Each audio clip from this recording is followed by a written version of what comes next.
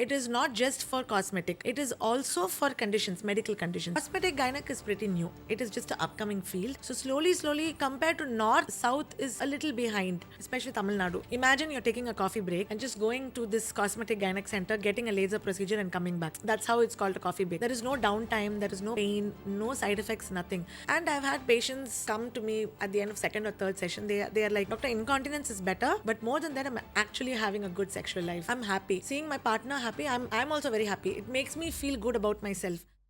Dr. Sharanya, welcome. Um, this stream of cosmetic gynecology, it's completely new to me. And when I read about you, about the work you do, I was extremely curious and I really wanted my viewers to know more about what you do. You are the director of Mint Aesthetic Center at Mint Hospital, Adyar. You are also the director of BM New Life Fertility Center in Chennai. So tell me, doctor, what is cosmetic gynecology? First of all, thanks Rashmi for inviting today for this podcast. I'm so happy that we're talking about this, and there are a lot of podcasts coming about cosmetic gynecology. So, I recently ventured into this field. I've been practicing gynecology and obstetrics, and fertility is my main stream. I've been venturing into cosmetic gynecology for the past couple of years, and it's a beautiful field. So, this is one of the subspecialties of gynecology. And see, the word is cosmetic gynecology. It is not just for cosmetic, it is also for conditions, medical conditions. So we call it functional gynecology, aesthetic gynecology. There are different terminologies that goes with it. So a lot of conditions that comes under it. There are surgical and non-surgical sides also. So for example, if I talk about aesthetic or the look where the external genitalia appearance has to be better according to the patient's interest, that comes under aesthetic or cosmetic gynecology. So for example, if they like their vulva or vagina to look more nice and plumped up, just like how you do for the face, we have treatment procedures for down there for the external genitalia. And for some people, if you see, they don't like the dark looking external genitalia. Yes, especially after 40, 45, it becomes very wrinkled and very dark. The inner thighs become very dark. And for some of them who do wear, swimwear or something like that, they do feel a bit awkward. So, doctor, people who do plastic surgery, they usually undergo a session of counseling, right, to understand what is the reason.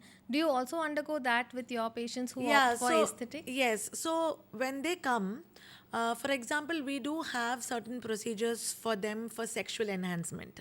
Like we have the O shot, it's called orgasm shot. We have G shot. So these are all to enhance the sexual response.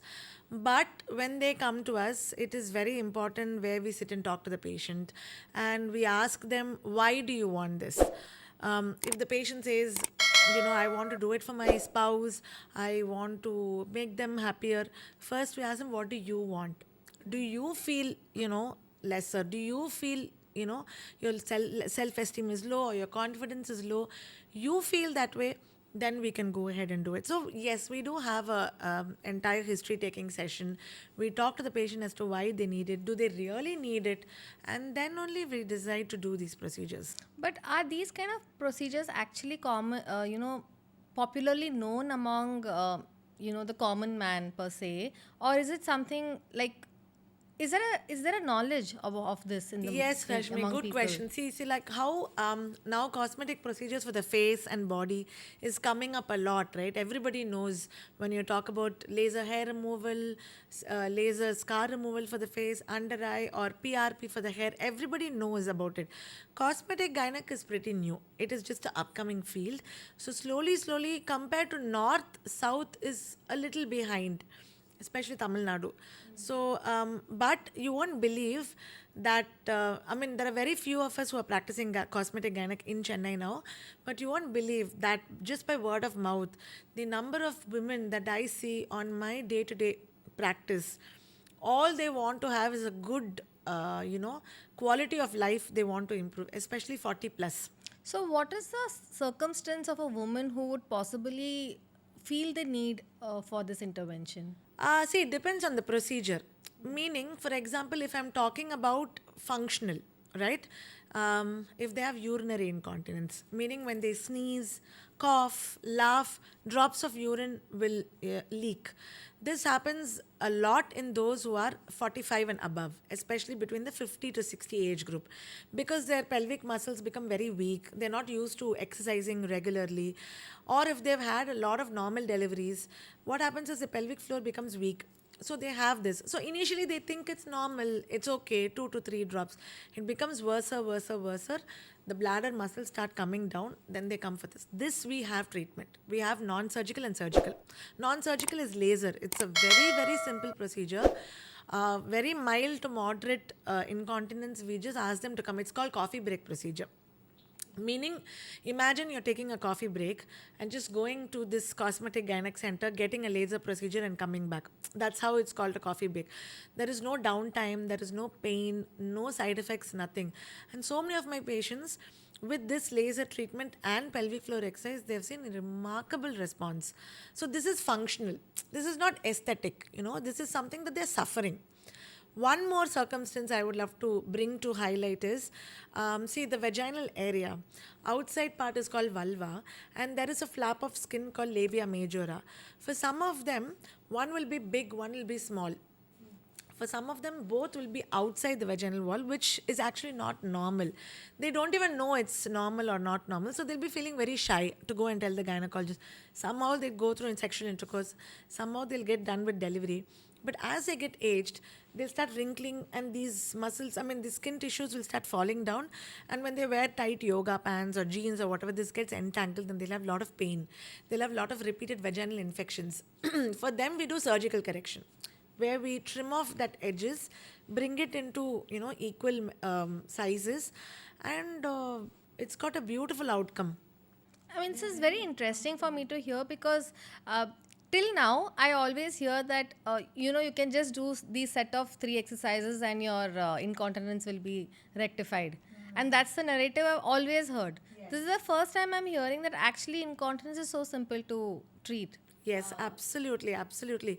And, when patients come with incontinence, I realize that they also have a very big vagina opening. So, what happens is they don't feel anything during sexual contact because it has become so widened. They feel that my husband is also Post not delivery. happy. Yeah, my husband is also not very much happy. We just have sexual contact just for the sake of it. So when I do laser, I not only correct this, but I also correct this part of which tightens the vagina also. So what happens is this laser basically, there are different types of laser. I use something called CO2 laser. So this basically what it causes thermal injury to the tissues. So in 4 weeks time, these tissues will start resurfacing, and collagen production will start happening. New vascularization, new tissues will start being born. So that will cause more tightening. And I've had patients come to me at the end of second or third session. They are like, doctor, incontinence is better, but more than that, I'm actually having a good sexual life. I'm happy seeing my partner happy. I'm also very happy. It makes me feel good about myself. So their life itself takes a turn. An intimacy comes between the couple, because after 45, 50, the kids are grown up. They have only both of them for each other. They want to explore that part of the life, because having sex is not just to produce babies. I keep telling all my patients that you should enjoy your sexual life. It is just not to become pregnant. So I feel when it's the amount of happiness that I get when I deliver a baby and give to the mother, the same amount of happiness I get when a 50 or a 45 plus old patient comes to me and says that my life, my quality of life is changed, and I'm actually feeling good about myself. I do feel beautiful. I want to look more good. My husband and me are having the best romantic life ever. That is also one type of happiness. I mean, yeah, that's such an important aspect, right? People just forget. Yeah, it's amazing. So, doctor, what other procedures do you cover with under your cosmetic gynecology? Right. So if you see the surgical part, as I told you before, the labia plasty, which is the labia correction, and we do have the vaginal tightening if it is too big, or if they have some issues with passing motion, then we correct the vaginal wall, the lower part of the vaginal wall, and the labia. There is a term called Barbie vagina where they would like the labia part to be puffed up and no hair, lightened. So we do fat filling there also, and some of them have the clitoris will have a hood on top of it that is a little abnormal, and that will not give them any orgasm, and repeated they'll have white discharge, repeated pain there they'll not be able to have vaginal intercourse. So these are all coming under the surgical part. Non-surgical part, as I told you, laser is there for tightening and urinary incontinence, lightening of the outside part of the vagina, the inner thigh. Even we do the cesarean scar lightening, stretch mark lightening we do genital bleaching also, and you must have heard of PRP, where we take the patient's blood, we create For the growth hair factors. growth. Yes, we use the same concept for orgasm. So we have something called O shot and G shot. So one procedure is for those who've already had sexual contact but they want it to be more enhanced. And the other one is for those who have never had any sexual pleasure at all. Then we help them to identify it and give this shot. So these are all some of the common procedures that we do under this field. So, usually when you talk about anything to do with these kind of procedures, you always think Thailand or somewhere, where it's so advanced or. Right, right, I mean, right. it's amazing to hear that everything is available right here in Chennai. Yes, yes, yes, absolutely. So, if you ask me 3 years back or 5 years back, this field has been there for quite some time, right? For the last 15 years, this field has been there. But now, for the last 5 years, it's coming up. People are talking about it. And I think all this taboo about talking about sexual health. I was just about to ask you, I mean, how does a woman even identify or articulate or say that she needs help? Exactly. See, for example, if you're having some period issues, you can tell at home, I'm going to the gynecologist because I didn't get my periods properly, or probably I have thyroid issues, and I'm going to the gynecologist. Nobody will say, I'm going to the gynecologist because, I want to, figure out what this problem is. I don't know if my sexual activity is okay. They'll feel very shy about it. So they never come out about it. Now it is changing. And it's also normalized, because even women who are undergoing menopause, they're told, "Arey, it's menopause, it pains, it's okay, that Correct. happens, it's okay, you lose hair, it's okay." Yes, So yes. even if a woman does go and talk to some family member, they're like, "Arey, you're just getting old, it's okay." Yeah, because I think you and I also would have faced the same thing where even if during delivery we go tell them that the baby is crying, they'll say when I did this, this is what happened. It's something that we cannot change. But I think now the generation is changing. People are coming forward to talk about this, and we are also trying to talk a lot about this on social media, because there are so many content on social media by people who are not certified to talk about it also. When they talk about it, we are like, okay, you know what, we need to tell them that what they said is wrong, or try to give the right information out, because this field is a very sensitive field, like you said. So it needs to be told in a right way. When I started putting out videos about sexual health, I also got a lot of backlash, got a lot of DMs, saying, how could you talk about this, Indian culture? But this is what is happening. And I am seeing patients day in, day out. They are suffering silently. And urinary incontinence is something that, when they tell outside to their family people, they think, yes, it's normal. Seriado, do some exercises. You're not eating properly. You're not exercising properly. But if it has gone beyond control where it needs treatment, you have to approach the doctor. I mean, I have spoken to women who are as young as in their 30s and who have young children who have, incontinence. Post delivery. Yeah, and they wear a pad. Yeah. Instead of telling at home that I'm having a problem, they feel it'll just go away and they wear a sanitary pad. Yeah, Rashmi, that reminds me. I recently have been treating one patient, 8 months since she delivered. She wears an adult diaper to work every day. And it has just like crippled her. Like her confidence is lost. And she feels like, she's not able to live life normally. And the problem with such scenarios, you cannot really build a bond with the child because You it will be becomes so a worried about traumatic, this. right? Yeah. And they don't go out for functions. She's not able to go out for, even for shopping or shopping malls. She doesn't want to go because she's so scared. So is it that after delivery this does happen for every Yes, woman? yes. So, see, if they've had a big baby, they've delivered normally, vaginally, or if they put on too much weight during pregnancy without any exercises and a very sedentary lifestyle, the pelvic floor muscles already because of the uterus health, I mean, the uterus weight and everything, your pelvic floor muscles are going to get weaker. So, you need to do exercises to keep it strong. Post delivery, you have to start your core exercises. You have to start your pelvic floor exercises 6 weeks after vaginal delivery and 8 weeks after cesarean delivery. Next thing is if they've had a vacuum or forceps delivery, any instrumental delivery, this is very common. So those post delivery, what happens is they have this problem and they think it will settle down. Post delivery, it is normal, and they don't want to come forward about it. Only when it goes a little bit extreme, where it affects their day to day life, they get scared. Does incontinence also contribute to recurring UTI? Yes, because so you cough, you laugh, you will pass a little bit of urine, you will go and empty your bladder, but it will be a very incomplete emptying. So each time you're going to keep emptying your bladder incomplete, there's going to be some retention of urine. That's going to cause a lot of repeated recurrent urinary tract infections. Oh, that's very serious. No, serious as in they actually come to us only when they keep saying, repeatedly, I'm having UTI. I've been using only home bathroom. I've been hydrating myself well. But still, I don't know why I'm getting recurrent UTI. Then, when we talk to the patient, elicit history, examine them, then we are able to find out, yes, you have this problem. Let's treat this. The cosmetic side of your practice, do you see a receptiveness among husbands and family members, or is it still a taboo where the woman is like, I don't want anybody to know? Still a taboo, to tell you the truth.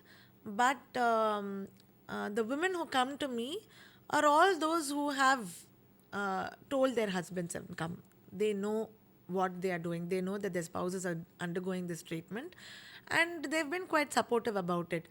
But I still feel it is a taboo because every time when I give a talk about this, or when I put something on social media, or when I go to a place and give a talk about it, they'll be like, why do we have to do this? Because it's not a need, Rashmi. It is not a medical condition. It's not something that has to be attended to immediately. We can do it later. It's like how, if you have baldness and you decide when you want to do the treatment. You want to do a plastic surgery done, you want to do a breast enhancement surgery. That is your wish. It's not something that is needed. So most of the times the spouses, they'll say, if this is really needed, why do you want to spend money on this? Not really necessary. That's the attitude towards it. And the beauty of advocacy of you talking on social media platforms is that men who watch will also know what their wife is undergoing, and they can Yes. also recommend to help. Correct. Yeah, actually, I've gotten a lot of responses from a lot of men, and they have sent their wives through my social media videos. So that when I see that, I'm happy. But yeah, it needs to get a little bit more out there. So, if I were to say, doctor, what is the signs for a woman? When would you recommend a woman to come up and talk to you? What are the few things, recurrent mistakes that you observe among women being See, made? first thing is when they know that when they get married, and when they know that sexually they're not comfortable. Initially, there'll be pain, yes, but when it gets to a point where they're not able to have sexual contact at all, that's not normal. They have to come. They have to come to us and talk to us. Because sometimes, no, Rashmi, it is just the fear. And this condition is called vaginismus, where they would have had some trauma in the childhood. They would have had some sort of traumatic incident that might have happened that would have caused this fear towards anybody approaching or touching the external genitalia. Even when we go near such patients, they won't allow us to examine. So we sit and counsel them. We talk to them. We see if they need any, psychological therapy or not.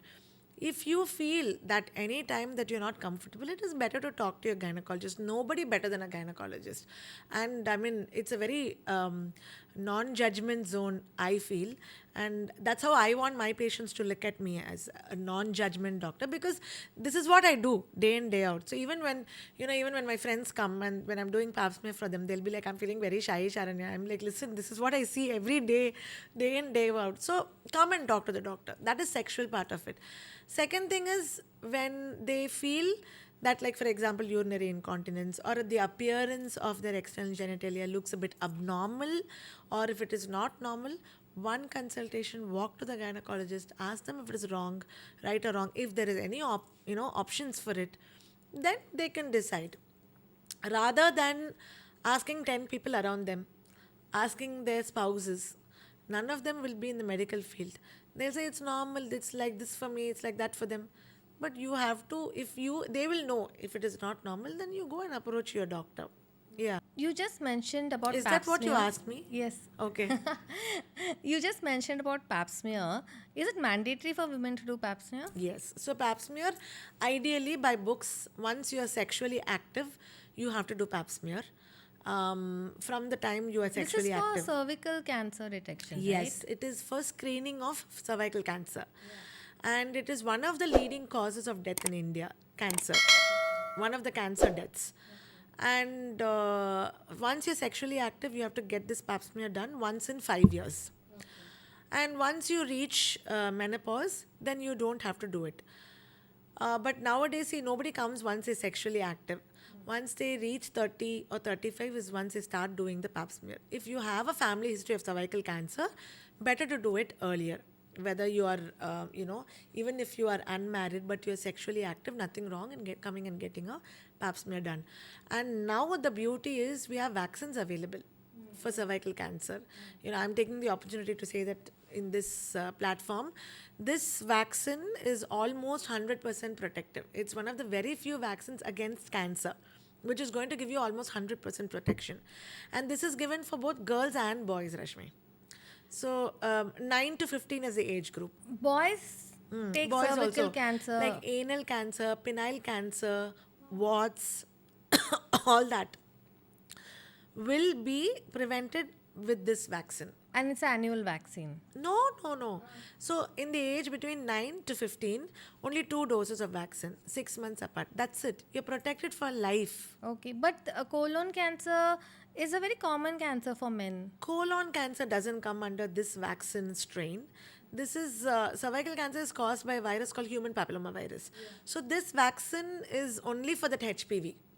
So whatever HPV causes, like warts, these boils that these boys get, and anal warts, anal cancer, penis cancer, all this will be prevented by this vaccine. Oh, I didn't even know about this. I mean, I always thought the cancer vaccine was only for women. No, we have boys also walking in. And I have never done a pap smear, for example, but I'm 41. Probably in a couple of years I'll be perimenopausal. So is it worth even going for it? I mean, I'm sure For there'll a be pap smear or a vaccine, you for mean? a pap smear or a vaccine. Definitely. See, pap smear we keep doing until the age of 60, 65, we do. But after menopause, what's If the the point? uterus is still there, then we do. If they've got a history of cancer also, we continue doing. But if you have taken the vaccine also, you need to continue the pap smear. Even after your menopausal. Even after your menopause and your uterus is still there. If you have not done any surgery, removal of uterus is done, then you don't have to do pap smear. But if the uterus is still there, you need to continue doing the pap smear. Right. So if you have not done, let's do. Yes. I think I need to now schedule it. Oh God, sounds painful. No, it's not painful. Ask my patients. None of them will tell me that pap smear is difficult. They are happy when I do pap smear. And what is I mean, I think I'm very vocal and very inquisitive about aspects of health. But I know a lot of women around me, at least 90% of them are not.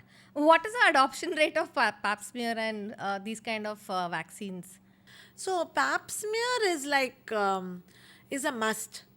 So when I tell patients that this is a screening for cervical cancer, they're open for it. Absolutely. And now, somebody recently on a social media, a publicity person, right, some celebrity, had put up a post where they faked their own death. On saying that they died because of cervical cancer, and she did this as a campaign for this vaccine. Right or wrong is not my forte, but it really sparked one,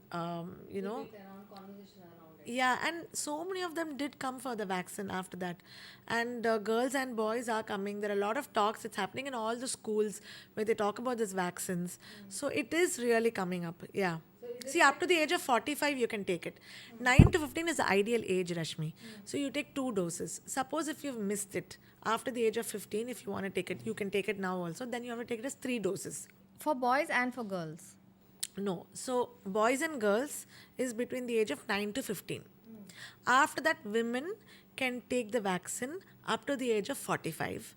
But that will be 3 doses: 0, 2, and 6. Like first dose 2 months later and 6 months later. After the age of 15, boys cannot take it. No point. No point. See, they do, there are certain studies that say that you can give, it can be protective, but there is no concrete evidence to say so. So I don't think any of the men are taking the vaccine. Anything else, doctor, you want to share from the point of view of cosmetic gynecology? From cosmetic gynecology point of view, I just want to say that don't disregard your sexual health is what I want to tell them, because it really makes a marked difference in their life. Sexual life, having sex, is not for producing babies. Sexual life is different. Producing babies is a different thing. So explore your sexual life. There is a lot to it. There is nothing to be to feel ashamed or embarrassed to talk about it, to explore it. There is absolutely nothing. In India, the amount of women, Rashmi, who fake their orgasms almost 35 to 40%. So you need to come out and talk about it. And yeah, that's what I would like to say. Thank you, doctor. It was so informative. I definitely learned so many things from you today. Thank you, and I'll meet you in the next episode. Yes, thank you for inviting me. Take care.